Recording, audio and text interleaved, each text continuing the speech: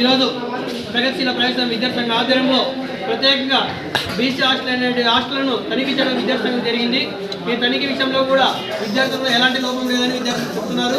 మరి అలాగే ఎలాంటి సమస్య ఉన్నా కూడా విద్యార్థి భాగానికి ముందుకు తీసుకొస్తామని ఈరోజు ఉన్న హాస్టల్లో ఉన్న విద్యార్థులు కూడా మన పిహెచ్సి విద్యార్థి సంఘానికి తెలియజేస్తున్నారు. కాబట్టి చాలా సంతోషకరమైనది. అలాగే రానున్న రోజుల్లో కూడా ఎలాంటి హాస్టల్లో సమస్యలైనా కూడా బయటకు వస్తే మాత్రము పెద్ద ఎత్తున ధర్నాలకు అయితేనేమి ఆందోళన కార్యక్రమం అయితేనేమి ప్రత్యేకంగా ముందు తీసుకొచ్చి పెద్ద ఎత్తున కార్యక్రమం చేయడానికి కూడా సిద్ధమవుతాము.